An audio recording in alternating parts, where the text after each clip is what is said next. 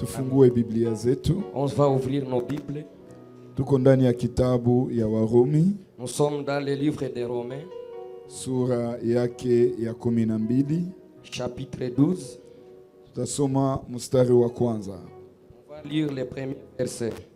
Je vous exhorte donc, frères, Washauri wapendwa, par les compassions de Dieu, kwa huruma za Mungu, à offrir vos corps kutoa miili yenu comme un sacrifice vivant, kama saint et agréable à Dieu, takatifu na yenye kupendeza Mungu, ce qui sera de yenye votre itakuwa part un culte raisonnable. yenye itakuwa kwenu ibada Shangilia takatifu. Bwana na uketi kwa jina la Acclamez Yesu le Seigneur Kristo. et assis-toi. Amen. Amen. Kama vile niko nasema, tunabariki Bwana kukuwa hapa. Comme je vous disais, on bénit le nom de Dieu pour notre présence. Toka wiki iliyoanza Depuis la semaine qui a débuté, kuna mafundisho tulianza, il y a un enseignement qu'on a commencé. na ni pale tuko naendelea tena hii wiki. Et c'est par là où on va encore continuer. Niliwaambia hii mafundisho ni ya muhimu sana ndani ya Biblia, Je vous ai dit que cet enseignement est très nécessaire et capital dans la Bible. kwa sababu ni mafundisho ambayo inakamata Biblia yote. Parce que c'est un enseignement qui prend toute la Bible. Hii mafundisho ni msingi wa Biblia, Cet enseignement, c'est le fondement de la Bible. na ni mada ambayo inasema, tunajua sote vizuri, Et c'est un thème que nous tous nous connaissons. les sacrifices. Amen, asema zabiu. Zabiu. Les sacrifices. Ni pale tuko nazungumzia toka wiki iliyopita, C'est là où on est en train de parler depuis la semaine passée. na tumeona mambo mengi, Et on a vu beaucoup de choses. na leo mimi nataangalia jinsi gani tutaendelea kwa neema ya Bwana. Et aujourd'hui, je voulais voir comment on va continuer. Tulisema zabiu ni kitu gani? On a dit les sacrifices, c'est quoi? Tulisema zabiu ni kitu ya samani, On a dit que les sacrifices, c'est une chose nécessaire. ama kitu ya muhimu Ou une chose importante. ambayo mtu anatolea mtu anayeheshimu. Ou quelque chose que quelqu'un donne pour quelqu'un qui le respecte. Haleluya. Amen. Tukawaambia hivi, On vous a dit ainsi. zabiu iko tofauti na utoaji, Le sacrifice est différent de l'offrande.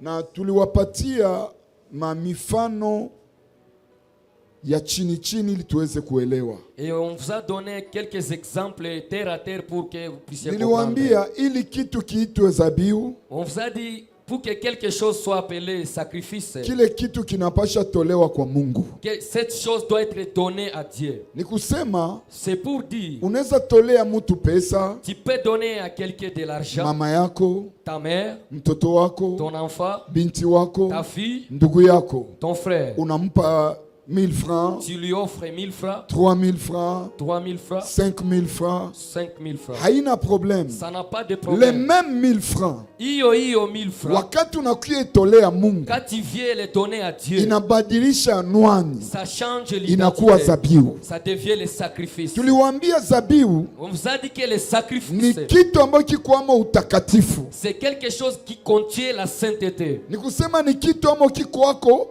kitu ya kimungu, C'est quelque chose qui a la part divine. na ile ndio banaita zabiu. Et c'est ce qu'on appelle Na sacrifice. tukaambia watoto wa Et Mungu, on a dit aux enfants de Dieu, ile 1000 francs ambao ulipatia mtoto wako, les 1000 francs que tu as donné à ton fils, ambao ulipatia sijue ndugu ou yako, ce que tu as donné à ton frère, wakati unakuya itolea Mungu, lorsque tu viens le donner à Dieu, inabadilisha thamani, ça change kwa l'importance. sababu kile kinaweza patia ndugu yako Parce que ce que tu peux donner à ton frère, hakiwezi zala lolote, ça ne peut pas faire lakini quelque wakati chose. unakileta kwa Mungu Mais lorsque tu viens donner à Dieu, kina thamani kubwa. ça a une grande importance. Kwa sababu gani kina thamani kubwa? Pourquoi ça a une grande Kwa sababu importance? ule unayetolea Parce hacho que celui que tu donnes ana thamani kubwa, a une grande na importance. yeye wakati unamtolea Lui, quand tu lui donnes, anakamata hiyo kitu kwa thamani. il fera cette chose Na avec hapa importance. mtume Paulo Et ici, l'apôtre iko Paul, na il tufariji, est en train de nous anasema exhorter tutoe mili yetu d'offrir nos corps kama vile zabihu safi comme un sacrifice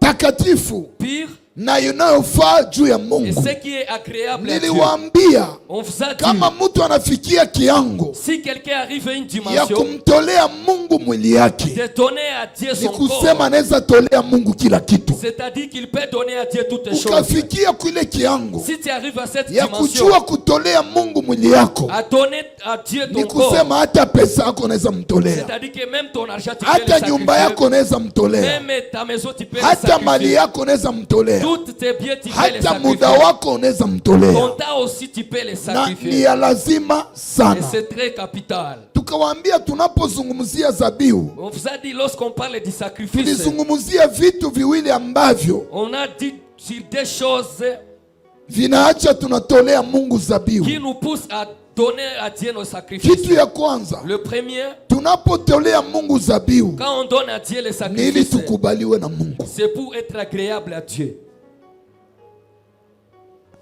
Ni tupate faveur kwa Mungu, pour trouver une faveur devant Dieu, ama ni ili tukubaliwe na Mungu. ou pour être accepté avec Dieu. Tuliwapatia mfano ya Kaini na Abel. On vous a donné l'exemple de Caïn et Abel.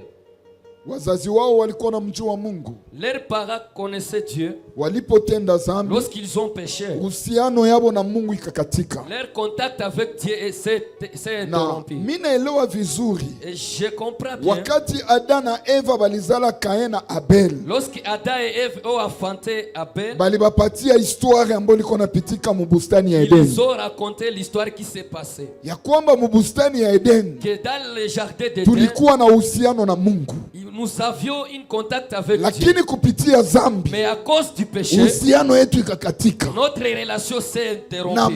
Mungu, Et Dieu, kwa sababu alikuwa anapenda mwanadamu, comme Dieu aimait le monde, na les hommes, Mungu alipenda kwetu na kontakte na et mwanadamu. Dieu voulait être en contact avec Mungu l'homme. akainspire Kain et Abel Dieu a inspiré Caïn et ya Abel. kwamba hata kama uhusiano ya bazazi yenu ilikatika, Même si la relation de votre père na nyie est munaweza tafuta interrompue, njia ya kunitafuta vous aussi vous pouvez vous créer ili un chemin uhusiano yangu pamoja na nyie irudie. pour que votre relation et moi. Biblia inasema wakakamata mpango wa kwenda tafuta Mungu, La Bible dit qu'ils ont pris une décision d'aller chercher la face de lakini Dieu kupitia zabihu à travers les sacrifices. Kaini Caïn akatoa malimbuko ya shamba.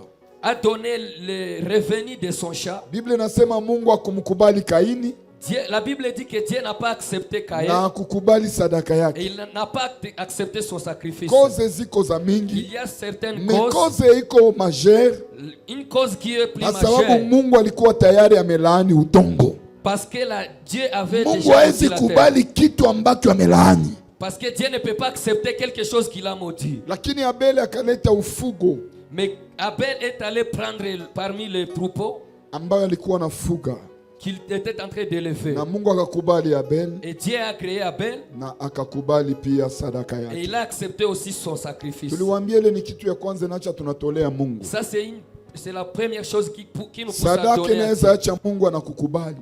Le sacrifice peut pousser que Dieu Sadaka inaweza t'accepte. acha Mungu anakukaribia. Le sacrifice peut pousser à Kwa Dieu kuona tu de s'approcher. sadaka, En voyant seulement les Mungu sacrifices, anaweza kukaribia. Dieu peut s'approcher de toi. Ile ilikuwa tafsiri ya kwanza. Ça, c'était l'interprétation. Tuliwaambia zabihu ya pili Le deuxième sacrifice tunayotolea Mungu que nous donnons à Dieu, ni zabihu ya kujikataa. c'est le sacrifice de se renier. Haleluya, Amen. haleluya. Amen. Uko na nguvu, Tu as la force. unakataa nguvu yako juu ya Tu Mungu. refuses ta force à cause Una de Dieu. pesa, Tu as de l'argent. unakataa pesa yako juu ya Tu Mungu. renies ton argent à cause Una de Dieu. uwezo sijue gani, Tu as quelques capacités, je ne sais unaikataa pas juu ya comment, Mungu. mais tu renies toutes ces Naweza capacités. kupatia mfano. Je peux te donner un exemple. Uko na uwezo ya kukula Tu as une capacité de manger chakula, la nourriture, lakini unakatala kula chakula juu ya Mungu. mais tu refuses de manger à cause Ile de ni Dieu. zabihu. Ça, c'est un sacrifice. Mtu anaweza kutukana, Quelqu'un peut t'injurier. mtu anaweza kusemea uongo, Quelqu'un peut na wewe mentir. uko na uwezo ya kumsemea Et uongo, toi aussi, tu as une possibilité na wewe uko na de uwezo mentir. ya kumtukana, Et toi aussi, tu as une lakini possibilité juu ya Mungu de lui injurier. unakatala Mais à kumtukana. cause de Dieu, tu refuses de Sabidi l'injurier. zabihu ya pili Le ni deuxième kujua sacrifice, kujikataa juu ya Mungu. c'est savoir se renier à cause de Dieu. Haleluya. Amen. Muda yote ni yako, Tout le temps me t'appartient. unajima muda wako, Mais tu renies ton temps, unakamata hiyo muda unaitolea Mungu tu prends ce temps et tu donnes ça à ndani Dieu. ya maombi. Dans la prière, Njo tafsiri mbili niliwapatia ile ya maombi C'est ça ya zabihu. les deux différentes interprétations qu'on Haleluya. nous a données. Na niliwaambia katika Biblia Et je vous ai dit dans la Bible, Mungu anahubiri kwa njia mbili, Dieu prêche à travers des chemins, kumifano, par des kumatendo par des œuvres na kwa maneno. et par des paroles. Comme lui-même savait que Na kama vile yeye mwenyewe zabihu kama vile ni sacrifice, kujikataa, il s'est renié. alikuwa wa kwanza Il était le premier kukubali kujikataa. à accepter de Biblia se renier. inapotuambia juu ya Yesu Quand la Bible nous dit ndani ya Wafilipo sura 2, dans les Philippiens de Biblia chapitre 2, inasema la Bible dit Jésus était égal à Dieu, Yesu alikuwa sawasawa na Mungu, mais hakuiona kama vile kitu ya kujivunia, mais il n'a pas vu ça comme quelque chose de akajikataa. se vanter. Il s'est renié. Alijikataa juu ya nini? Pourquoi il s'est Kwa renié? sababu alielewa ya kwamba yeye ni zabihu, Parce qu'il a compris qu'il est na kama vile sacrifice. zabihu Et comme sacrifice, alipasha jikataa. il devait Hata se renier. kukuya kuzaliwa ya Yesu, Même en venant mettre au monde à Dieu, kuja Jésus, kuzaliwa ya Yesu ndani ya quand dunia, Jésus est venu naître au monde, angezaliwa ndani ya nyumba ya il bafalme, devait naître dans une maison de roi. angetokea na aparetre na nazaliwa. Il devait apparaître seulement. Lakini kama vile Mungu akajikataa, Mais comme Dieu, il s'est akaenda renié. zaliwa ndani ya nyumba ya ng'ombe. Il est allé naître dans la maison des brebis. Haleluya, Amen. alijikataa. Il s'est renié. Zabihu ni kujikataa. Le sacrifice, c'est se renier. Usipojua kujikataa, Si tu ne sais pas se renier, hauyakuwa zabihu. tu n'es pas sacrifice. Zabihu Le ni sacrifice, kitu ye kinaelewa kinapasha jikataa. c'est quelque chose qui comprend qu'il doit se renier. Biblia inasema La Bible il dit, s'est humilié lui-même, alijishusha peke yake. hawakumukaza anyenyekee, On n'a pas forcé Jésus de hawakumukaza s'humilier. ajikatae, On n'a pas forcé me Dieu de alijikataa se renier. mwenyewe. Mais il s'est renié Mtu lui-même. ambaye ni zabihu Quelqu'un qui est ni sacrifice, mtu ambaye amefikia kiwango ya kujikataa juu ya c'est Mungu. quelqu'un qui arrive à une dimension de se renier à cause de Dieu. Lakini leo watu wengi wanakataa kujikataa Mais juu ya Mungu. aujourd'hui, beaucoup de monde refuse de se renier. Ni vigumu kuona mtu kuna jikataa juu ya Mungu. C'est difficile de voir quelqu'un se renier. Biblia inasema il s'est rendu esclave, Biblia inasema akajifanya sa vile mtumwa, il s'est rendu comme esclave. akanyenyekea mpaka kifo Il kumsalaba. s'est humilié jusqu'à la mort à la croix. Juu ya nini alijikataa? Pourquoi il s'est Oh, refusé? Yesu ndio kielelezo yetu ya kwanza. Oh, Jésus c'est notre Yeye ndio image. zabihu par excellence. C'est lui le sacrifice Na par kama yeye excellence. alijikataa, Et si lui il s'est renié, nia ya Mungu kama na sie tuko zabihu, l'objectif de Dieu aussi, si nous sommes sacrifices, tumuike Yesu. nous devons imiter Jésus-Christ. Haleluya. Amen. Tujue kujikataa juu ya Mungu. Il faut savoir se renier à Jua cause de Dieu. kujiima chakula, uingie maombi juu ya Mungu. Il faut savoir se renier dans la nourriture pour Dieu. Jua kujiima kila kitu juu ya Il Mungu. faut savoir renier toutes les choses à cause de Mtume Dieu. Paulo anasema tume permis Mtume Paulo anasema yote mais tout n'est yanaruhusiwa, pas utile. yote haifai, Tume permis yote mais tout yanaruhusiwa, n'édifie pas. yote Ni mtu haitukuze ambaye Mungu. amekuwa zabihu, C'est quelqu'un qui est devenu ambaye sacrifice, amejua kujikataa, qui connaît ses njo reniers, ataelewa hii andiko. qui peut connaître ses Ninaruhusiwa reniers. kukunywa pombe, Je suis permis de boire, lakini kwa sababu niko zabihu, mais comme je suis nimekataa sacrifice, pombe juu ya Yesu. je refuse l'alcool. Ninaweza vala gizi Je minapenda, peux m'habiller de toute manière, utupu même de katika marcher kila kiango, dans toutes lakini dimensions. kwa sababu niko Mais zabihu, comme je suis sacrifice, ninakataa kuvala mbaya juu ya kupendeza je Mungu. refuse de m'habiller très mal à cause de Dieu. Haleluya. Amen. Hiyo njo zabihu, C'est ça le sacrifice. na tuliwazungumzia mambo mengi, Et on vous a parlé sur beaucoup de na choses. tuliwaambia katika Biblia Et on vous a dit dans la Bible, kuna hali nyingi ya zabihu, il y a beaucoup de catégories de na sacrifices. tulianza zungumzia zabihu ya kwanza Et on a commencé à parler sur le premier ambao ni sacrifice, zabihu ya kuteketeza. le sacrifice d'Holocauste. Haleluya, Amen. haleluya. Amen. Tuliwaambia zabihu ya kuteketeza On vous a dit que le sacrifice ni d'Holocauste, zabihu ambayo iko uniquement juu ya Mungu. c'est un sacrifice qui est uniquement pour Dieu. Tulisoma ndani ya Walawi sura 1 Nous avons lu dans le livre de Lévitique, kushuka mstari wa kwanza mpaka wa kenda, le premier verset jusqu'au na leo 9e verset. tutarudilia pale kidogo. Et aujourd'hui, nous allons Mungu revenir là-bas. akaambia watoto wa Israeli, Dieu a dit aux enfants d'Israël, ambia taifa ya Israeli, dit au peuple d'Israël, wakati watapenda watoe zabihu lorsqu'ils voudront, ils voudraient donner leur sacrifice katika mafugo makubwa, dans les gros bétails, Na katika mafugo loko, Et dans les mini bétail. tuliwaambia wanaposema mafugo makubwa na mafugo wa loko, Lorsqu'on dit les gros bétail et les mini bétail. katika Israel, En Israël, kila mtu alikuwa natoa zabihu chacun donnait son kwa sacrifice. mlingano ya pato yake, Ça dépendement de kwa sa mlingano ya capacité. uwezo wake. Dépendement de sa Na capacité. Mungu alifanya hiki kitu Et Dieu a fait cette kwa chose kurahisisha kila mtu pour faciliter tout le akuwe monde na uwezo ya kutoa zabihu. avoir une capacité de donner les sacrifices. Haleluya. Amen. Na ule ambaye alikuwa na uwezo wa kutoa katika ufugo ukubwa, Et celui qui avait une possibilité de donner les gros bétail, alitoa zabihu yake. il a donné son sacrifice. Na ule mwenye alikuwa na uwezo wa kutoa katika ufugo ndogo, Et celui qui avait la capacité de naye donner les alikuwa na mini-bétail, urahisi wa kutoa vile. lui aussi avait la capacité de Me donner. wakati walitatoa zabihu, Mais quand on voulait donner les sacrifices, balikuwa naileta kwa kuhani, on l'amenait chez les sacrificateurs. Alléluia. Amen. mbele ya hema ya kusanyiko, Devant l'assemblée, la tente devant la tente d'assignation. na Biblia inasema mbele ya hema ya kusanyiko ilikuwa mbele ya Bwana. La Bible dit devant la tente d'assignation, c'était Ni devant kusema la ile présence de zabihu Dieu. ilikuwa uniquement juu ya Mungu. C'est-à-dire que cet sacrifice était uniquement pour Dieu. Biblia inasema na wakati mtu alikuwa analeta ile zabihu, La Bible dit quand quelqu'un amenait les sacrifices, alikuwa anaweka mkono yake juu ya zabihu, il plaçait sa main sur ces sacrifices. kisha kuweka mkono juu ya zabihu, Après avoir mis la main sur les sacrifices, akishaweka mkono, après avoir placé sa main, zambi zake zinatoka zinaingia ndani ya hiyo zabihu, le péché quittait et entrait dans cette na sacrifice. pale kuhani mkubwa Et là, le souverain Aruni sacrificateur, na batoto yake Aaron avec ses enfants, bangechukua ile zabihu, devait prendre cette sacrifice banaichinja. et égorger. Biblia inasema na banaikatakata. Et la Bible dit qu'on devait les couper. Nilibambia juu ya nini balipasha ikatakata, Je vous ai dit pourquoi on devait couper kwa la sababu moitié. zabihu mbele baiweke kwenye mazabau, Parce que les sacrifices avant de les mettre sur ama l'autel mbele baichome, ou avant de les balipasha sacrifier, ikatakata parti ku parti, on devait les couper à moitié juu ilipasha chomekana vizuri sana. pour que ça soit bien brûlé. Haleluya. Amen.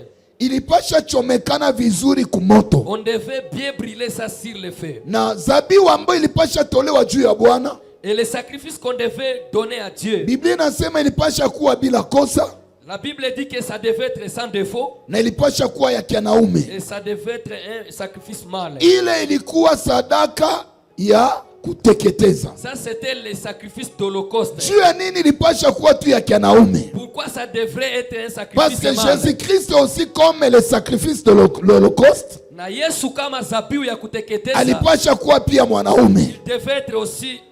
Mwanaume juu ya nini? Pourquoi il devait être? Mwanaume ni nguvu. L'homme c'est la force. Ndio kwa maana Yesu kama vile zabihu Et Jésus-Christ comme sacrifice. alipokuya ndani ya dunia, Quand il est venu au monde, alikuya juu ya kutuokoa, il est venu pour nous sauver. na juu ya Et kutuokoa pour nous sauver, alipasha pigana, il devait combattre. na kwa kupigana alipasha kuwa na nguvu. Et à combattre, il devait avoir la force. Haleluya. Amen. Et comme il devait avoir la force, Na kisi angelikuwa na nguvu, alipasha kuwa mwanaume.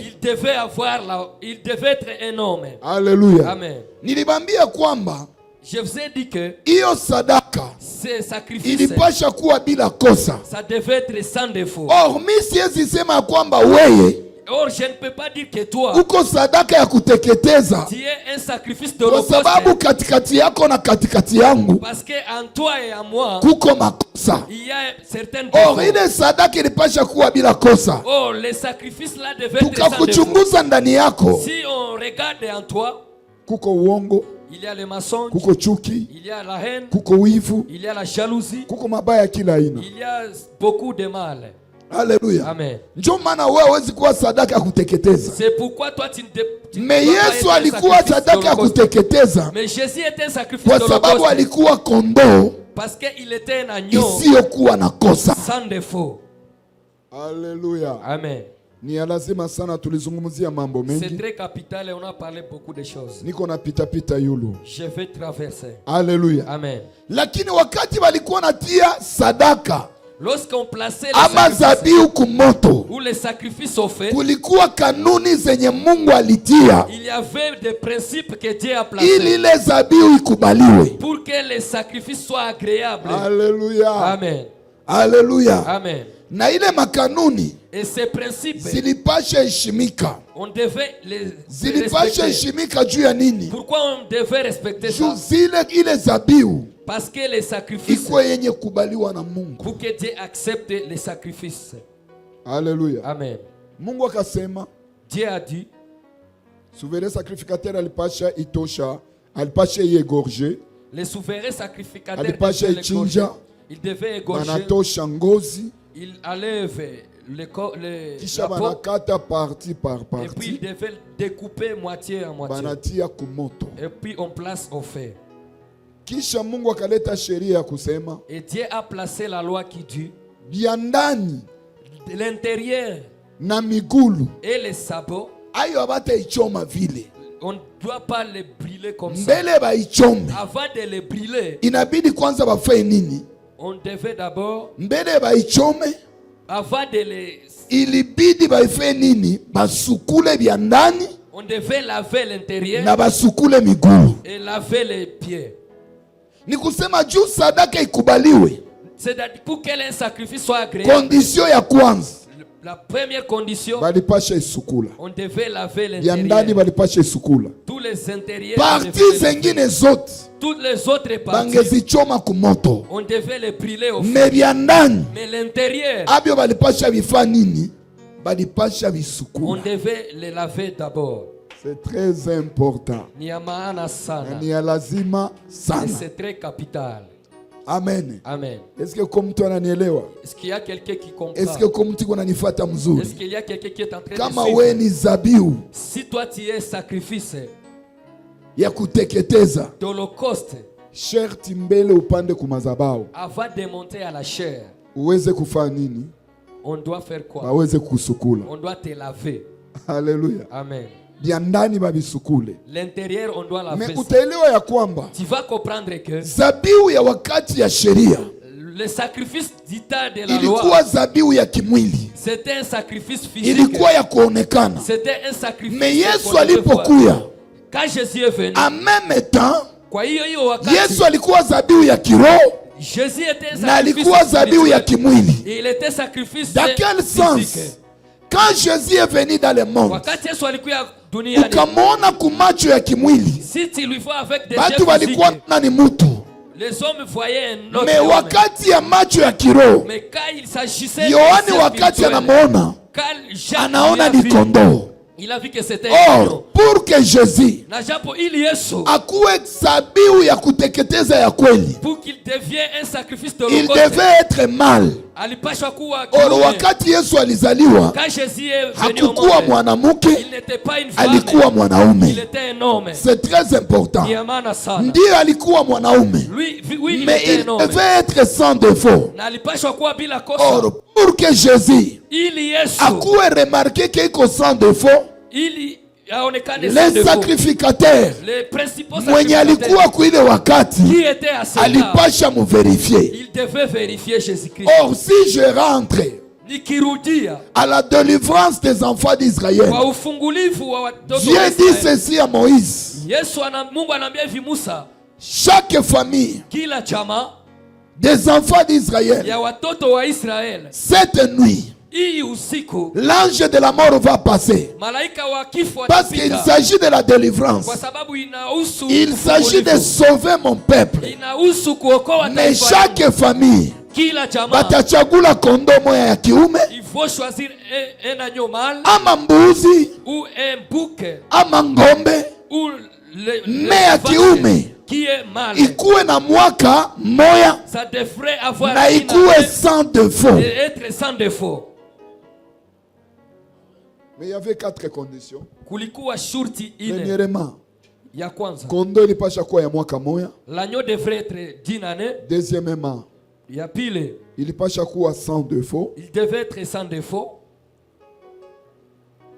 Troisièmement, Ya tatu, balipasha vérifier pendant 4 jours. on devait le vérifier Parce pendant que 4 balipasha jours. récupérer le 12e jour du mois. On devait les récupérer le 10e Na jour du mois. banaichinja katikati, banaichinja kunui ya 14e jour du mois. Na wanaichinja siku ya 14 usiku. Pourquoi? Kwa nini? Parce qu'on devait vérifier cet agneau, Kwa sababu walipashwa ichunguza hiyo kweli kondoo. kweli kama iko sans défaut. Kama iko bila kosa. Na Mungu anaambia Moïse, Et Dieu dit à Moïse, mwile busiku bataichoma.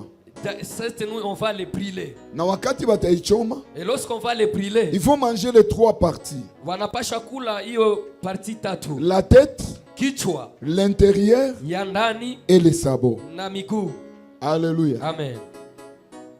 Or, c'est cet agneau Na japokuwa ni hii que kondoo. l'Éternel devait agréer Hii ndio kondoo Mungu alipashwa pour kubali. que quand l'ange de la mort va passer, Ili wakati malaika wa kifo atapita. anaona damu ya ile kondoo ilikubaliwa na Mungu, Quand il va voir le sang de l'agneau, anapita yulu, il va passer outre. na kifo Et la mort, haitakamata hilo taifa. la mort ne va pas s'attacher Or, à les cette famille. sacrifices de l'Holocauste, Na zabihu ya kuteketeza c'était uniquement ilikuwa kusaidia taifa ikubaliwe na Mungu. aider le peuple d'être agréable à Dieu. Kila mwisho wa mwaka Chaque fait ndio d'année, walikuwa natoa hii zabihu, condamner cet na holocauste. wakati walikuwa naileta mbele ya souverain Et sacrificateur, quand on amenait ça devant les souverains avant souverain sacrificateur mbele akisha sacrificateur, verifie après avoir kama ni sacrifié kondoo ya kiume qu'il est un agneau na mâle, kama iko sans défaut, na bila kosa, il fallait mwenye naileta il fallait que aweke celui qui yako va amener mkono. place la main. Juu ya nini aweke mkono? Pourquoi placer la main?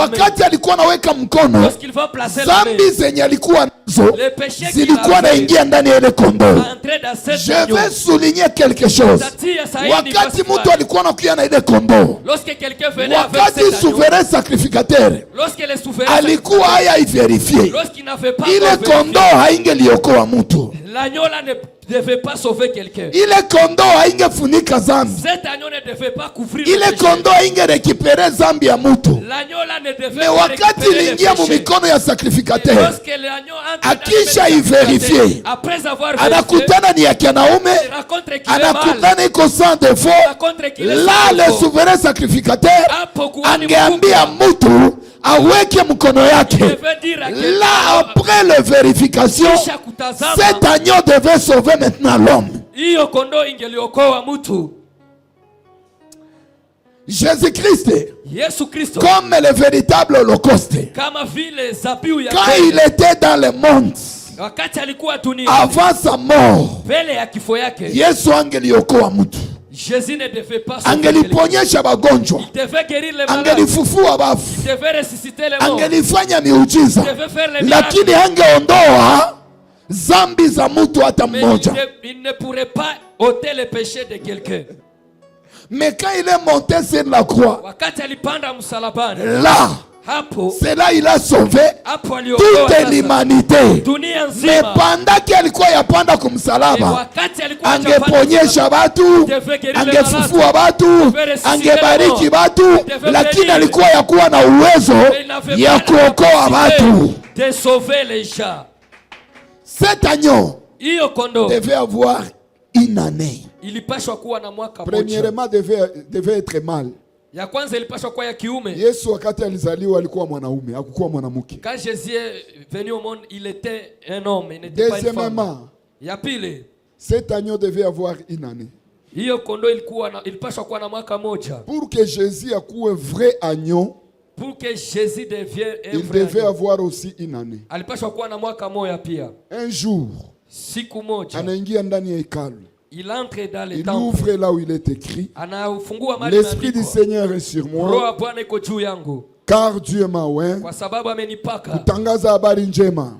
pour annoncer la Tangaza bonne habari nouvelle. njema kwa maskini La bonne nouvelle aux na pauvres kutangaza mwaka moya et nini pour annoncer wa neema ya Bwana. de la grâce de Dieu. Et Jésus, Na Yesu, juu ya kuprouve ke alikuwa na une année, pour prouver qu'il avait une année, muyeye mulipasha kuwa 12 mois. Dans lui, il devait avoir 12 mois. Chiffre 12. Le chiffre 12. C'est pourquoi Ye kama vile une année. Lui comme une année. Muyeye mulipasha kuwa chiffre 12. En lui, il devait avoir. Wakati kona chagula banafunzi yake. Il choisissait les akaanza wa kwanza, wa pili, wa tatu, wa nne mpaka wa 12. Hangelikuwa na ba 11. Hangelikuwa na ba 13. Il devait avoir seulement le chiffre 12. Juu ya nini? Kukonfirme kama yeye ni une année. Ili hakikishe kwamba yeye ni mwaka moja. Alléluia. Amen. Cet agneau, on devait le vérifier pendant 4 jours. Ah, est-ce que Jésus aussi était vérifié par le chiffre 4? Oui. Wakati walimfunga Yesu, bakambeba kwa prophète Anne. On lui a amené chez le prophète Anne. Akamuvérifier. Il y a vérifié. Prophète Anne akamutuma kwa Caïphe. Le prophète Anne lui a transféré chez Caïphe. Bakamuvérifier. On a vérifié là-bas encore. Anne akamutuma kwa Hérode. Caïphe aussi. Hérode akavérifier. Hérode aussi a vérifié. Hérode akamutuma kwa Pilate. Hérode aussi a transféré. Wakati Pilate alimaliza vérifier, il a dit voici l'homme qui n'a pas de défaut. Moi Pilate, depuis que je connais le monde, depuis Adam, dans l'homme il y avait des défauts. Dans l'homme il y avait le péché. Dans l'homme il y avait les imperfections. Mais aujourd'hui, j'ai attendu en Israël. Baka vérifier manyama. Baka vérifier manyama. Njo banakutanaka ziko sans défaut. Mais depuis bana vérifier kabatu, banakuwaka avec défaut. Mais aujourd'hui, mina kutanana na mutu mwenye iko sans défaut. Pilate, il avait oublié automatiquement pour les Juifs, ya Bayahudi, akasema mutu iko sans défaut, manake iko destiné kupanda juu ya madhabahu, akufe juu ya taifa. Pilate fait l'erreur, akaleta Yesu mbele ya Bayahudi na akaleta Barabasi. Yo Pilate, tu as oublié que Barabasi a plein de défauts, hawezi kufa juu ya taifa. Pilate pose la question entre les deux, huyu Yesu entre Jésus et Barabbas, nani njo akufe? Qui doit mourir? Alléluia. Amen. Pilate hakuyua kama alikuwa mbele ya Bayahudi. Pilate ne savait pas qu'il est devant les Juifs. Wenye wanayua ke kondo inapasha kufa. Qui savait que l'agneau inapasha kuwa bila nini? Ça devait être bila kosa. Sans défaut. Akafanya nini? Il a fait quoi? Bakamwambia, tumwache nani? Il a demandé qu'on libère qui? Baraba. Tumuwe nani? Yesu. Jésus-Christ. Parce que les Juifs, Bayahudi, les Juifs, balikuwa na yua ke kondo inapasha kufa juu ya taifa. Ils savaient que l'agneau qui devait mourir pour le peuple. Jésus c'est l'agneau, ama ni kondo bila kosa. Yesu ni kondo yenye haina makosa. Yenjo sadaka ya kuteketeza. C'est lui le sacrifice d'Holocauste. Yenye litolewa juu ya Mungu. Qui devait être sacrifié. Et laisse-moi vous assurer. Yesu alijitoaka yote kwa Mungu. Il s'est sacrifié tout entier. Pale Getsemani. Là à Getsemani. Wakati aliona njia ya msalaba. Lorsqu'il a vu anapiga magoti anasema Bwana, ingewezekana hii kikombe ukitenge mbali nami, lakini hapana mapenzi yangu, me mapenzi yako. Juu ya nini? Mie ni zabihu ya kuteketeza. Mie na wewe, wakati tunaamini Yesu kama vile zabihu ya kuteketeza, automatiquement tunakuwa zabihu ya kuteketeza juu ya Mungu. Ndio kwa maana tumeitwa kujitoa kikamilifu kwa Mungu. Usipatie Mungu kipande. Sa vile bamoa banasemaka Mungu anaangaliaka tu roho, angaliake mwili. No, kama uko zabihu ya kuteketeza, kuanzia kunywele ya kichwa yako mpaka kumakucha yako unapasha tolewa kwa nani? Kwa Mungu. Na kama uko zabihu ya kuteketeza, ile nywele haiko yako. Kama uko zabihu ya kuteketeza, ile makucha haiko yako. Juu iti yako rangi unapenda. Pour y mettre des couleurs que tu veux. Makucha yako iko na rangi originale ya mbinguni. Tes ongles a une couleur originale. Lakini wengi hawapendi kuwa zabihu ya kuteketeza.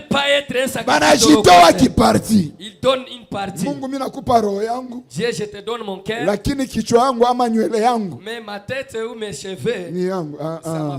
Kama uko zabihu ya kuteketeza, jitoe wote kwa nani? Kwa Mungu. Toa roho yako na utoe nini? Nafsi yako. Niulizie mweko pembeni yako, uko zabihu ya kuteketeza? Pale hakuna kuchanga, ni bien privé ya Mungu. Ça c'est le bien privé de Dieu. Oh, gizi mwili ni yangu, ndaacha kakitofu nje. Kama uko zabihu ya kuteketeza, funika mwili yako gizi Mungu anapenda. Il faut couvrir ton corps de la manière dont Dieu le fait. Kama uko zabihu ya kuteketeza, acha mulomo yako ikuwe na rangi yenye Mungu anapenda. Il faut laisser la couleur de. Kama uko zabihu ya kuteketeza, acha nywele yako ikuwe gizi Mungu anapenda. Kama uko zabihu ya kuteketeza, acha maisha yako yote mu mikono ya nani? Niulizie mweko pembeni yako, uko zabihu ya kuteketeza? Demande à ton voisin, tu es le sacrifice de l'Holocauste ou quoi? Hauya ikuwa? Tu n'es pas encore sacrifice. Mungu akujalie neema jioni ya leo ikuwe. Te fasse grâce de devenir sacrifice. Je vous ai parlé de cette veuve. Niliwazungumzia kuhusu huyu mjane. Biblia inasema batajiri balikuya toa. Quand les riches sont venus donner. Et il y avait une femme veuve. Na kulikuwa mwanamke mjane. Na ikakuya toa. Lui aussi il est venu offrir. Alikuwa tu na pesa mbili. Il avait seulement 2 pièces de l'argent. Biblia inasema batajiri. La Bible dit que les riches. Iko na $1000. Il a $1000. Anakamata ka $100 anatoa. Anapana tu $100. Ule mwanamke mjane. La femme veuve. Alikuwa tu na pesa mbili. Il avait 2 pièces. Yeye akakuya na yote alikuya nayo. Il a pris tout ce qu'il avait. Yesu akasema, huyu mjane Jésus a dit, anatoa yote iko nayo, kisha yote iko nayo juu ya kuishi. Elle a donné tout ce qu'elle avait pour vivre. Alléluia. Amen. Pour dire quoi? Nikusema, après kutoa yake ule mjane alifanya nini? Après avoir sacrifié cette femme, alikufa. Elle est morte.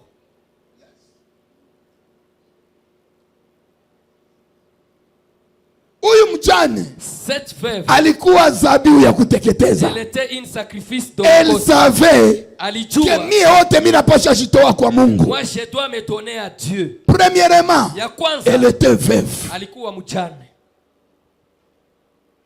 Il faut être veuve. Unapaswa kuwa mjane. Juu yetoa maisha yako kwa Mungu. Savoir donner ta vie. Kama uyafikia kiango kukuwa mjane, si tu n'as pas encore ni vigumu utoe maisha yako kwa Mungu. C'est difficile de donner ta vie. Nilibambia mjane ni mwanamke mweza poteza nani? Bwana. Qui a perdu son mari. Je vous ai dit le mari ici spirituellement. Nakwambia mume hapa kiroho. C'est ta chair. Ni mwili yako. C'est Adam. Ni Adamu. C'est le premier Adam. Adamu wa kwanza. Kama uya kuyua kupoteza mwili yako, kupoteza Adam juu ya Yesu. Perdre Adam à cause de Jésus. Hawezi yajitoa juu ya Yesu. Tu ne peux pas connaître et te donner devant Dieu. Alléluia. Amen. Bible nasema deuxième chose. Biblia inatuambia alikuwa maskini. Elle était pauvre. Je vous ai dit, nous tous qui sommes en Jésus-Christ, sote tulio ndani ya Yesu Kristo, Dieu nous appelle à être des pauvres. Yesu anatuita tuwe wa maskini. Pourquoi? Kwa nini? Parce que sur la terre, kwa sababu hapa chini ya jua, on n'a pas de demeure. Hatuna makao. Notre cité est au ciel. Makao yetu hata kama tunaweza kuwa na manyumba, hata kama tunaweza kuwa na magari, haiko vyetu. Nous devons nous considérer comme des pauvres sur la terre. Kwetu ni mbinguni. Yesu akaambia wanafunzi, hapa iko kwenu. Mimi naenda kwa Baba kubaandalia nini? Makao.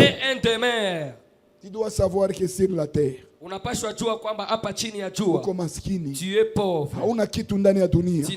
Hakuna cha kujivunia mdunia.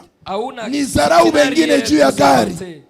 Nionee wengine juu niko na franga. Uko maskini. Tu kama huya kuwa maskini, hawezi jua kutolea Mungu yote uko nayo. Biblia inasema alikuwa tuna fedha hii mbili. La Bible dit qu'elle avait 2 pièces de l'argent. Ce qui signifie quoi? Toute sa vie. Pour dire cette femme, giza alielewa ya kwamba yeye ni zabihu. Fedha ya kwanza alitolea Mungu ni roho yake. Ya pili ilikuwa mwili yake. Elle a donné tout ce qu'elle avait pour vivre. Pour dire qu'elle a donné sa vie. Nani leo anaweza kubali kutoa maisha yake juu ya Yesu? Qui peut donner sa vie à cause de Jésus? Tukapanga mpango wa maombi hapa. Si on planifie, Gizu ungali napenda mwili yako. Comme tu aimes ton corps. Mon estomac. Jua kutoa maisha yako juu ya Yesu. Il faut savoir sacrifier ta vie à cause de Jésus.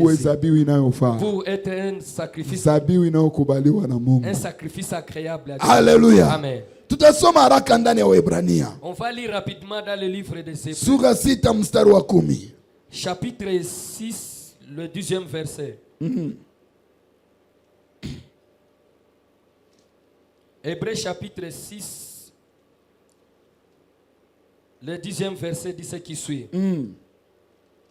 Car Dieu n'est pas injuste. Kwa sababu Mungu si mzalimu. Pour oublier votre travail. Ili asahabu kazi zenu. Et l'amour que vous avez montré. Na upendo ambao mnaonyesha pour son nom. Juu ya jina lake. Et a rendu. Ishia pale. Niko naambia mtu moya. Je dis à quelqu'un. Mungu haiko mzalimu. Jésus n'est pas injuste. Juu ya kusahabu sacrifice tuko nafanya juu yake. Pour oublier les sacrifices qu'on fait. Yote vya uko natolea Mungu. Tout ce que tu sacrifies. Mungu haiko mzalimu. Dieu n'est pas leo ni vigumu upate watu. Aujourd'hui c'est impossible. Benye banayua jitoa juu ya Mungu. Qui savent cette batu banayua jitoa ndani ya maombi. Qui savent se sacrifier dans la batu banayua kujitoa juu ya kazi ya Mungu. Qui savent se sacrifier pour leo watu.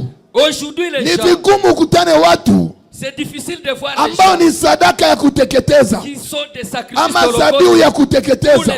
Batu webiko na jitoa kwa Mungu kikweli. Les gens qui se sacrifient. Leo kanisa na yala batu webiko na jitoa kwa Mungu juu ya faida zao. Qui se sacrifient à Dieu na konjwa.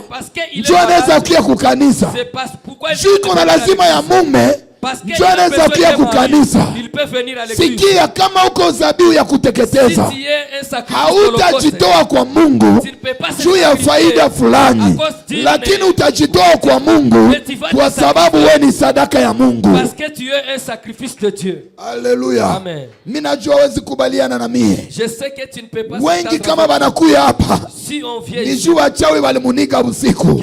Anasema kama siende kukanisa Bwana wataniua. Hauyakuwa zabihu ya kuteketeza.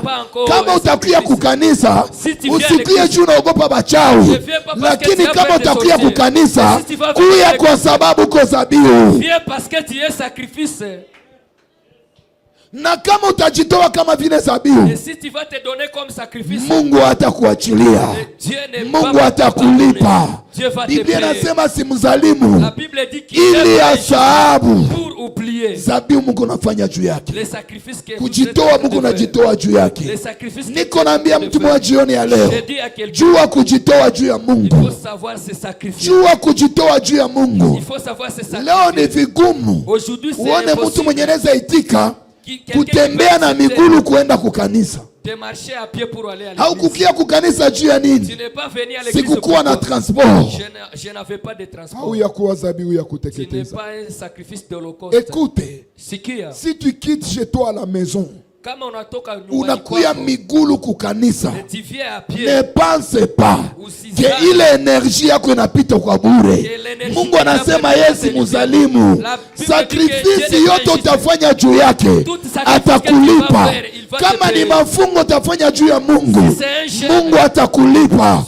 Kama ni kwenda ubiri habari njema, utaihubiri juu ya Yesu, Mungu atakulipa. Leo utakuta watu wapi zabihu? Kila mtu anapenda kama anatumikia Mungu bamulipe. Tout le monde veut que s'il travaille pour Dieu, on doit. Kama nakuya kukanisa pasteur amlipie transport. S'il vient à l'église, que le pasteur lui paie le transport. Hauyakuwa zabihu. Tu n'es pas encore sacrifié. Sikia. Écoute. Mwanadamu anaweza kulipa. Un homme peut te payer $20, $30. $20 ou $30. Me haitakufanyizia kitu. Me Mungu akakulipa. Yeye ni mulipaji mzuri. Kama unajua fanya zabihu juu ya Mungu, Mungu analipaka mzuri. Unaweza fanya sacrifice hapa Bukavu, Mungu anakulipa Etazini. Unaweza fanya sacrifice hapa Bukavu, Mungu anakulipa Goma. Lakini kama uko unafanya zabihu, juu mchungaji Simeonjo akulipe, sadaka enda kulipa, haitakufalia zaidi. Lakini Mungu akakulipa. Mungu akakulipa. Analipaka sadaka inaenda mpaka jamaa kujamaa. Kama unauza mikrofoni kukanisa, haiwezi pita bure. Mungu atakulipa. Tia meziri kukutana na mtu kule kubarabara. Uko na uwezo ya kukutana na quelqu'un là à la route. Mulevi moya hivi. Quelqu'un qui est ivre. Anakuambia niuzie chupa. Et il te dit de lui acheter l'alcool. Unatosha 10 000 francs unamupa. Tu retires 10 000 francs et tu lui donnes. Mesa kukia tolea Mungu. Mais quand tu viens unakunja ka 1000 francs kabisa. Tu vas plier 1000 francs vraiment. Unapenda Mungu akukumbuke kunini? Tu veux que Dieu se souvienne de toi. Fais des sacrifices pour Dieu. Fanya zabihu juu. Mungu atakukumbuka. Et Dieu se souviendra de toi. Siku moja un jour tulikuwa kukazi. On était au boulot. Kukatokea bamwizi.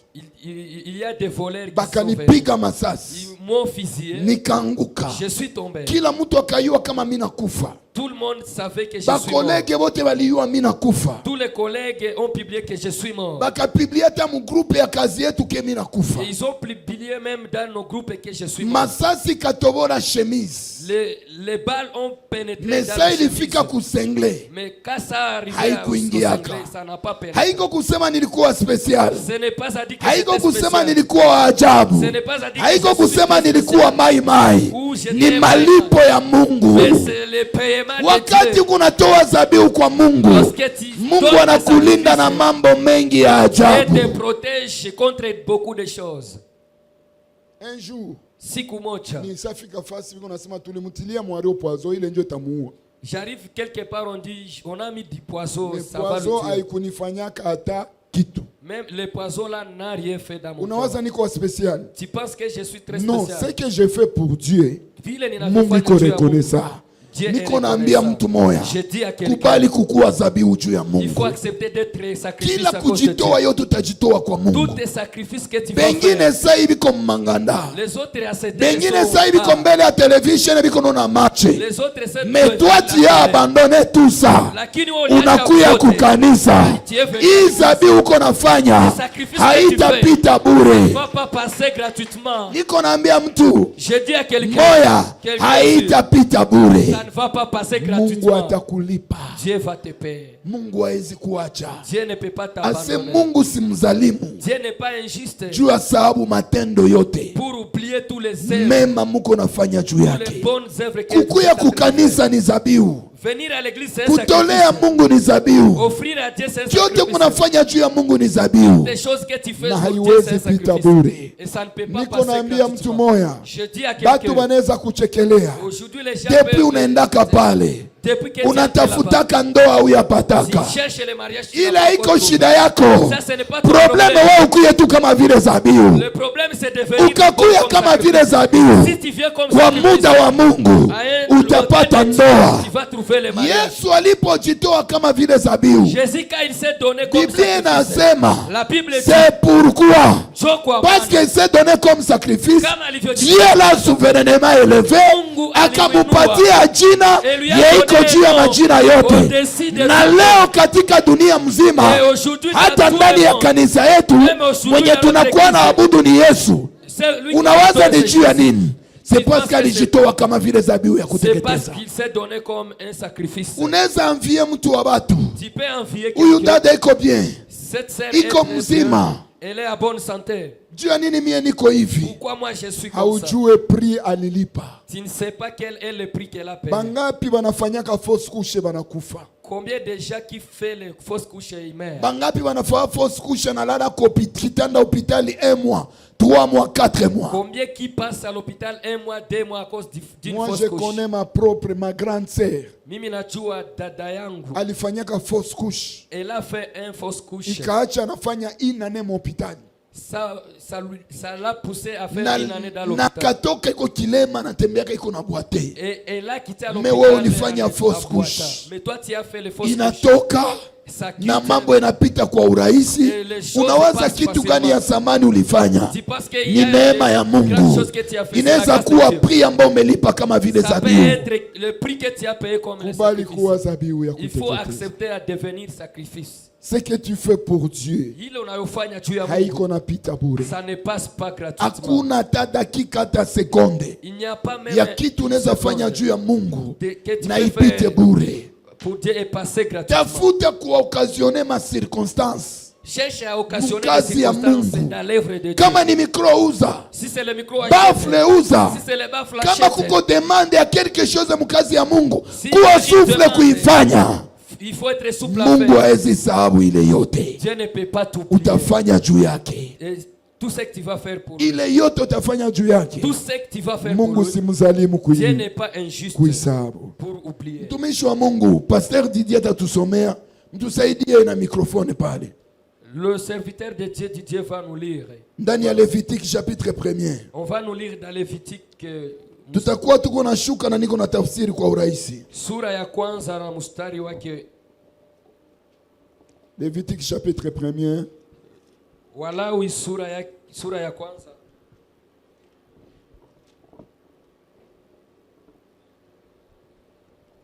Na msumbua kabisa kidogo. Ndakuwa naenda na niko na tafsiri limoya. Amen. Ili tuende shuka. Lévitique 1er chapitre, le verset. À partir du premier verset, nous descendons. À partir du premier verset, je lis au nom de Jésus. Amen.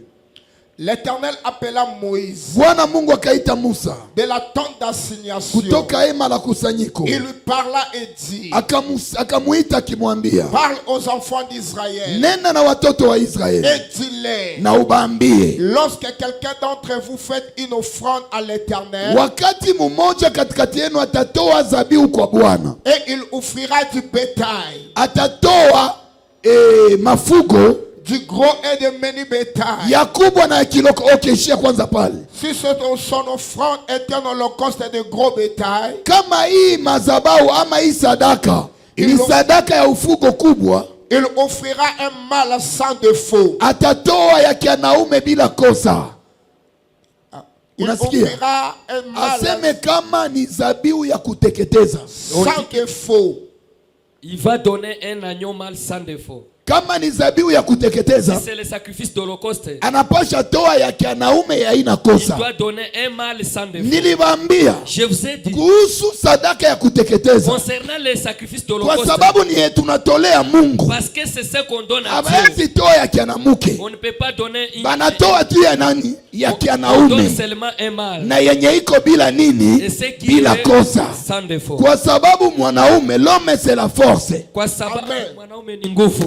L'homme c'est la force. Mwanaume ni nguvu. Et Dieu aime la force. Na Mungu anapenda nguvu. Dieu ne travaille pas avec des faibles. Mungu atumike na wadhaifu. C'est pourquoi il a conditionné kwa maana alishurutisha que hii sadaka batatoa hapa, que les sacrifices qu'on va juni ya kuteketeza ikuwa ya kianaume. Ça devrait être un mâle. Amen. Kuhusu sadaka ya kuteketeza, concernant les sacrifices banatoaka tu ya kianaume. On donne seulement un mâle. Continuez, homme de Dieu. Il offrira à l'entrée de la tente d'assignation, atatolea ku ingio ya kusanyiko, devant l'Éternel, mbele ya Bwana. Sikia, pour obtenir sa faveur, ili apokee kibali. Nilibambia wakati tunatoa zabihu, je vous ai dit quand on donne un sacrifice. Amen. Amen. Aseme, on dit ceci. Nilibambia hivi, je vous ai dit ceci. Wakati tunatoa zabihu, quand on donne un sacrifice, ni zutu kubaliwe na Mungu. C'est pour être accepté. Banasema wakati atatoa hii zabihu, quand on va donner ce sacrifice, atapokea kibali ya Mungu. Il va être accepté par Dieu. Tolea Mungu busiku. Donnez à Dieu la nuit. Tolea Mungu asubuhi. Donnez à Dieu le matin. Tolea Mungu mchana. Donnez à Dieu kama uko na neema ya kutoa. Si tu as la grâce de sababu gani? Pourquoi? Ile sadaka itaacho na kubaliwa. Ça va pousser. Mungu iko nasema hivi, wakati watatoa, watatoa mafugo makubwa, on va donner les gros bétails, na mafugo maloko. Et les mini bétails. Niko naambia mtu moja, je dis à quelqu'un, ndani ya kanisa, dans l'église, kuko watu wabatumikake, il y a les gens qui ne travaillent pas. Il y a les gens qui ne font pas le commerce. Na kuko watu bana kazi. Et il y a les gens qui n'ont pas de boulot. Wewe toa sawa sawa na mwatumikake. Toi tu ne peux pas donner de la même manière de celui qui toa sawa sawa na mwenye ana kazi. Tu ne peux pas donner de la même manière de celui qui travaille pas. Kama uko mu catégorie ya watu bebiko na kazi. Si tu es dans les catégories toa sadaka ya mzuri. Il faut donner une bonne sacrifice. Wewe uko na capital ya $100. Tu as un capital de $100. Uko na kia toa sadaka ya 1000 francs. Tu viens donner une offrande de petit bétail. Or Mungu anakuona mu grand bétail. Oh, Dieu te voit dans les gros bétail. Ase wakati mutatoa. Parce que vous allez donner. Kobale batatoa. Il y a ceux-là qu'il faut donner. Zabiu kubwa. Les gros bétail. Na zabiu ndoko. Et les mini bétail. Mie nilifika kukiango. Moi j'arrive à une dimension. Mungu. J'ai dit à Dieu. Si je n'ai pas 5000 francs. Kama sina 5000 francs. Sitatoa sadaka hapa. Je ne offrirai pas le offrande. Kama mimi nizatoa sadaka. Si je peux donner l'offrande. C'est à partir de 5000 francs. Ni kuanzia 5000. Juu ya nini? Pourquoi? Mie siko mubatu ya zabiu ya kidogo. Moi je ne suis pas parmi les gens. Mungu ameniweka mukiango ya batu bakubwa. Je dois donner les gros bétail. Mais toi, tu donnes quoi? Unapanaka nini? Mungu iko na kuchunga grand bétail. Wewe uko nenda toa bule wa kiloko. Ile sadaka Mungu haikubali. Dieu a tracé comment les gens doivent donner l'offrande, les sacrifices de l'holocauste.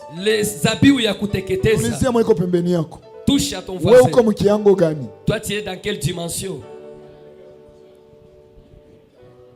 Gros bétail ou bien petit bétail? Mini bétail ou gros bétail?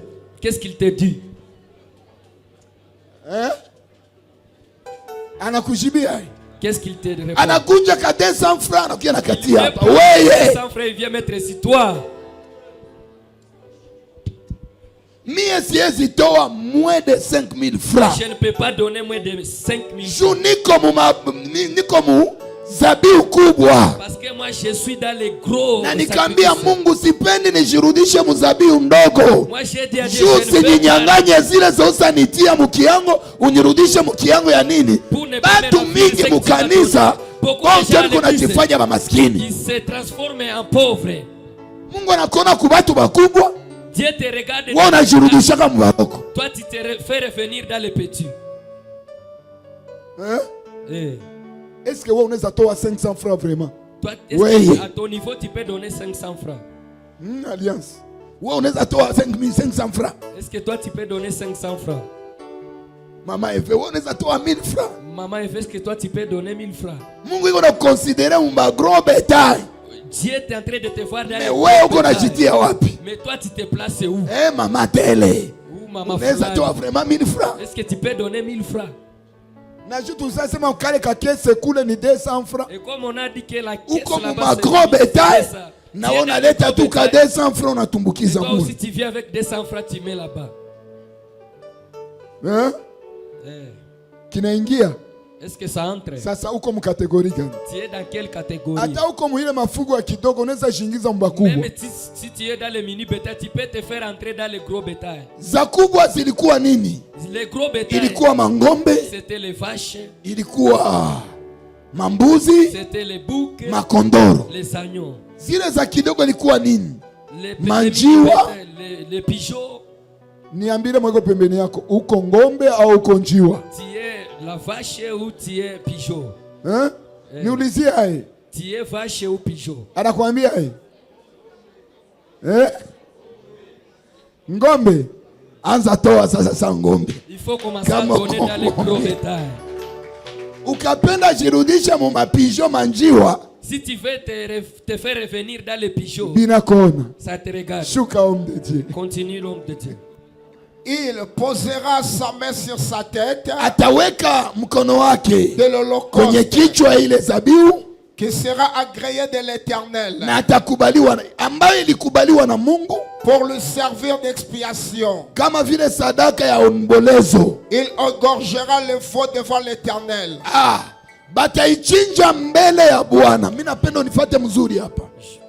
Je voulais que tu m'écoutes très bien. Continue, on te dit. Et les sacrificateurs, kuhani mkubwa, fils d'Aaron, mtoto wa Haruni, offrira le sang, atatoa damu, et les répandront tout autour sur l'autel à l'entrée. Ataizungurusha kumaskani ambayo iko kiingilio. Et la tente d'assignation. Ya hema ya kusanyiko. Il dépouillera l'holocauste. Wow!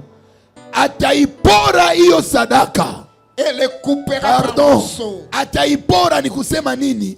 Anatosha ngozi yote. Il va arracher la peau.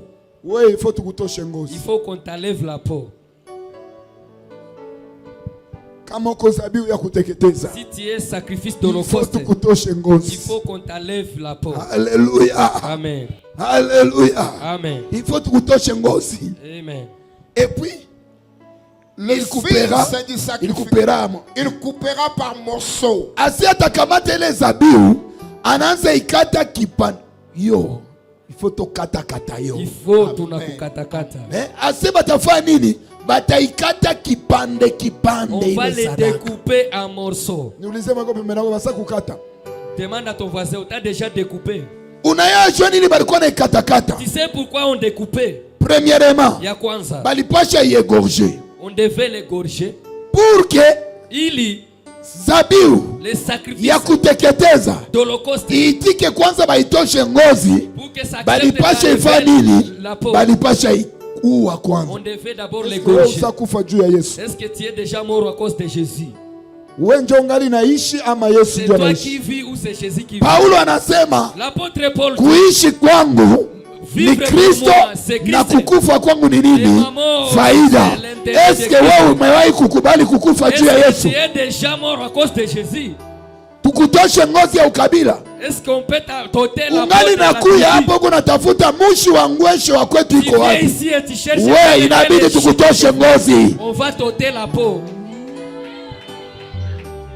Tunaingia mu kanisa. Tu entres dans l'église. Hakuna ba walungu. Est-ce qu'il n'y a pas déjà de walungu? Hakuna barega ba kwetu. Est-ce qu'il n'y a pas de rega de chez nous? Hakuna ba nyaranda kwetu. Est-ce qu'il n'y a pas de hakuna ba bembe humu? Est-ce qu'il n'y a pas de tutakutosha ngozi. On va t'arracher. Unajua kondoo bakaitosha ngozi inapoteza forme yake. Inabidi tukutoshe ngozi. On va t'ôter la peau. Meju tukutoshe ngozi. Unapaswa kubali kufariki. Tu dois accepter de mourir.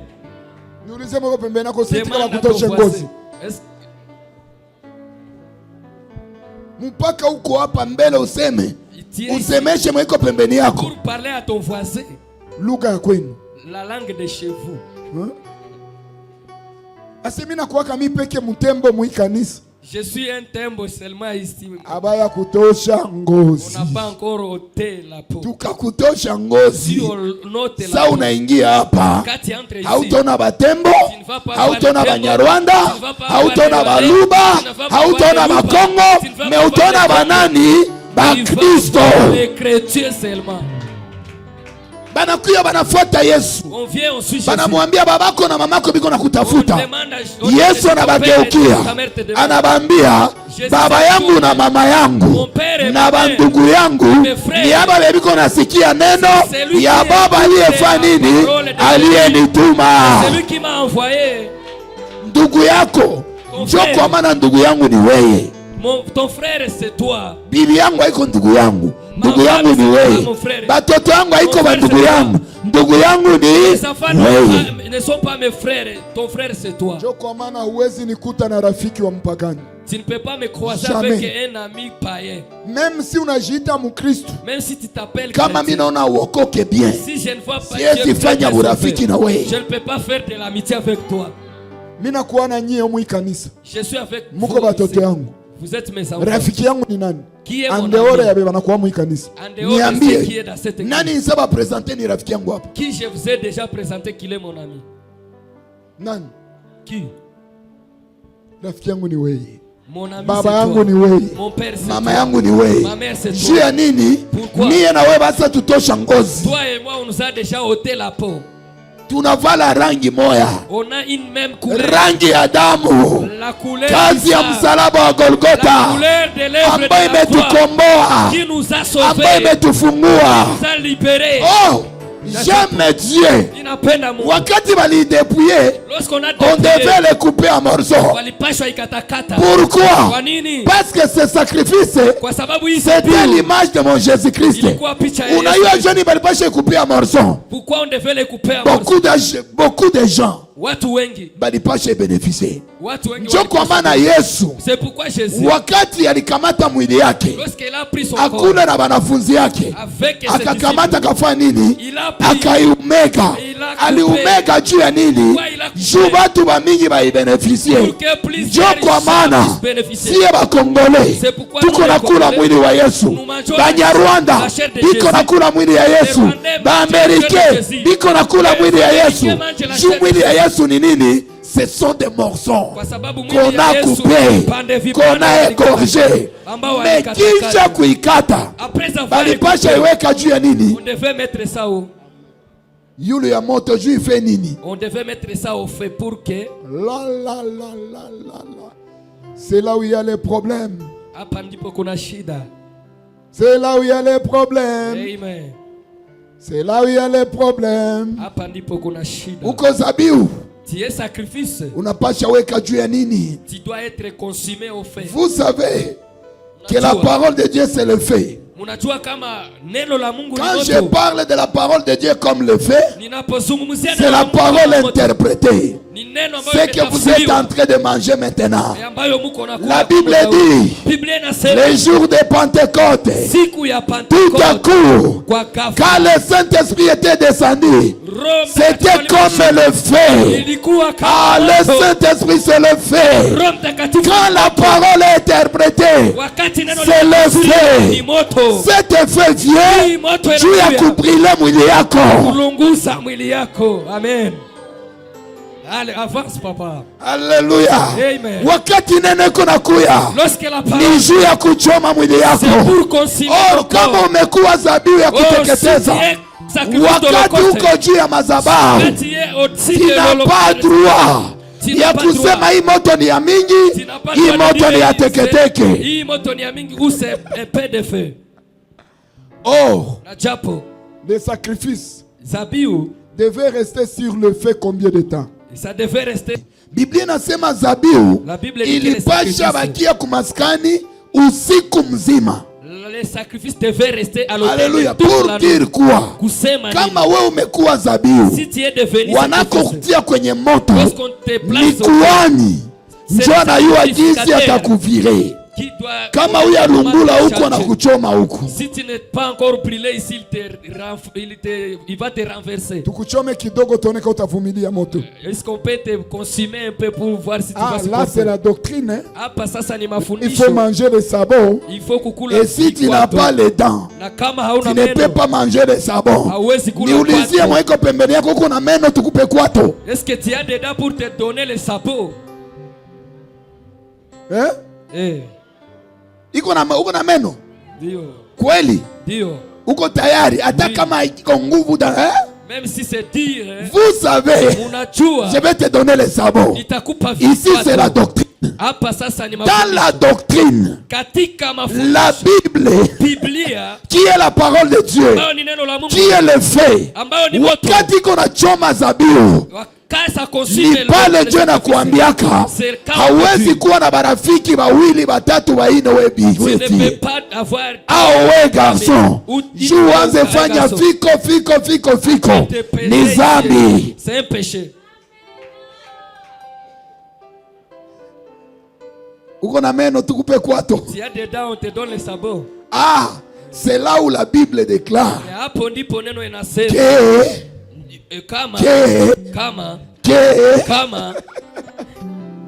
nikupe sabon. Que je te donne le sabon. Uko tayari kula sabon? Oui, oui. Pale ndio Biblia iko nasema. Tu n'as pas droit à corriger le Seigneur. Hauna haki ya kusainisha. Mungu ni mwaminifu. Dieu est juste. Mungu anatosha. Dieu est juste. Mungu anaenea. Il est complet. Hakuna kazi ya Mungu il n'y a pas iza kuwa mwerere. Kama Mungu alikupaka masikio, hauna droit ya kumkorije kuitobola. Uko tayari kukula pwato? Kama Mungu alikupa mlomo, aliipatia rangi yayo, hauna droit ya kuambia Mungu ulifanyaka herere. Hapa ipasha kuwa rouge, hapa ipasha kuwa jaune. Ici ça devait être jaune. Sacrifice uko pale. Sacrifice tu es là. Makucha mikono yako. Mungu alipatia karangi ya original. Hauna droit kukorije Mungu, kusema Mungu ulifanyaka herere. Leo vilipasha kuwa vya blei, kesho vilipasha kuwa vya vere. Acha kukorije Mungu. Sacrifice uko pale. Sacrifice tu es là. Tuko na kuchoma. Je suis en train de te consumer. Niko na kuchoma. Amen. Niko na kuchoma. Je te consume. Tukuchome. Que je te consume. Mungu anakupa makiki na enea. Dieu te donne des sursis. Il est fidèle. Iko mwaminifu. Il ne fait jamais d'erreur. Afanyake makosa. Ile makiki alikupa inatosha. C'est celui qui t'a donné. Unasema Mungu ulifanyaka erreur.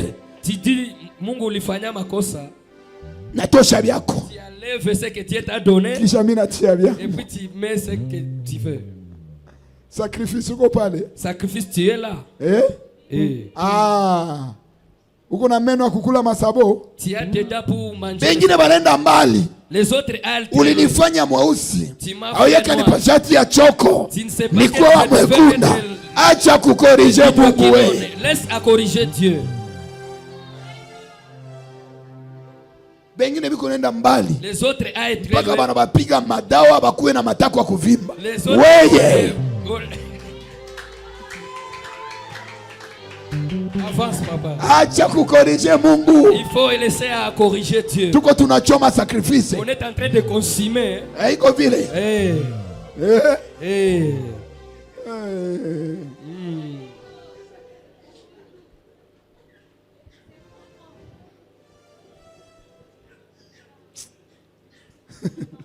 Tuendelee. On va continuer. Sacrifice ipaja chomewa kumoto. Le sacrifice devait être consumé au feu. On descend, homme de Dieu. Nous rentrons Lévitique. Lévitique. Neno ya Mungu inakuwa butamu hivi. Amsikie butamu. Parce qu'il y a les faits. Le Saint-Esprit est en train d'interpréter. Verset 8, je crois. Verset 8, ok. Le sacrificateur, Kouani, fils d'Aaron, mtoto wa Haruni, poseront le morceau, la tête et la graisse. Atatia sehemu ya nyama, kichwa pamoja na mafuta sur le bois mis au feu sur l'autel. Juu ya moto ambao banatia miti kwenye madhabahu. Il lavera avec de l'eau les entrailles et les jambes. Wow! Ataifanya na vya ndani na mikulu. Et le sacrificateur brûlera le tour sur l'autel. Na kuhani tachoma yote kwenye madhabahu. C'est un holocauste. Ni zabihu ya kuteketeza. Un sacrifice commun par le feu. Ambayo imepitia kwenye moto. D'une agréable odeur à l'Éternel. Ambayo ina harufu nzuri kwa Bwana. Alléluia. Amen. Wewe ni zabihu ya harufu nzuri? Est-ce que tu es sacrifice d'une bonne odeur? Tunapasha kuchoma. On doit te consumer. Jutoshe harufu ya mzuri. Pour donner une bonne odeur. Alléluia. Amen. Alléluia. Amen. Ba garçon. Les garçons. Anapenda danganya badada ya watu. Il veut tromper. Kwa huyu je t'aime. Kwa huyu je t'aime. Kwa huyu je t'aime. Weye. Toi. Achana na vile. Il faut abandonner ces choses. Basema bongo mukanisa. Les menteurs à l'église.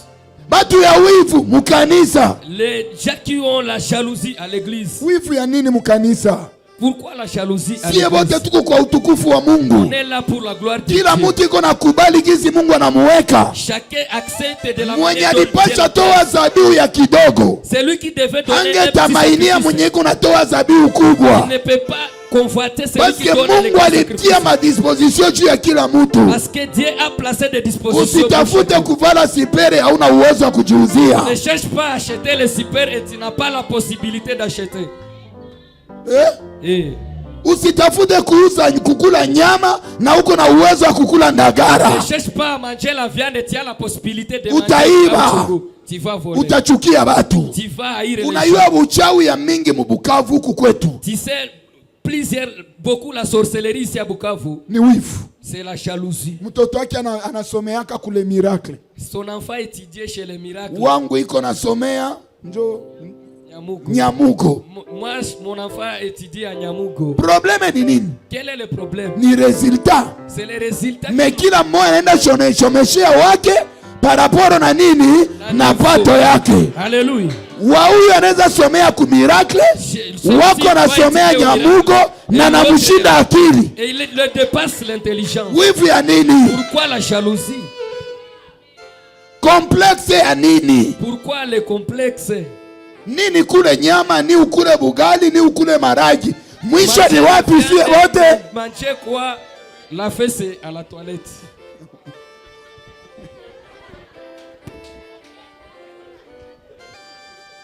Alléluia. Amen. Alléluia. Ya lazima bisikukoroge tu munini? Mutumbu. Le très important c'est que ça ne passe pas. Kama bikukoroge mutumbu. Si ça ne te kula bugali na lukondi. Hakuna problème. Le foufou avec de l'eau de l'haricot. Mimi na yua kwetu Goma tulikuwa na bajirani. Unisamehe. Unisamehe. Niko napana mfano siseme ni wewe. Ule jirani wetu alikuwa kamushi. Notre voisin était un chou. Sie kwetu tunayua ke mtu hawezi kula bugali na mai ya matunguru na chumvi. Nous chez nous on sait que on ne peut pas manger le foufou avec de l'eau. Bo balikuwa na kamata mai banatogotesha banatia matunguru chumvi banatia na kapilipili banasonga bugali. Mama mimi nasema hawezi pita. Mebo biko na bukula na nini? Na apeti. Nabo balikuwa na santé ya bien. Et ils avaient une bonne santé. Mbota mimi nilikula nyama. Même si j'ai résultat tu sais bote ni wapi? Notre résultat c'est où? Alléluia. Acha ma complexe. Abandonne les complexes. Kama kikukoroge mutumbu. Si ça ne passe pas dans le ventre. Du premier au 30. Fucha. Il faut kukula. Alléluia. Amen. Bwana, Mungu atusaidie. Kama umekuwa sadaka ya kuteketeza, si tu es devenu un sacrifice d'holocauste, utajitoa juu ya Mungu kikamilifu. Tu vas te donner pour Dieu. Est-ce que unaweza simama ujiombe? Est-ce que tu peux te lever pour prier pour tout? Utamwambia Mungu. Tu vas dire à Dieu.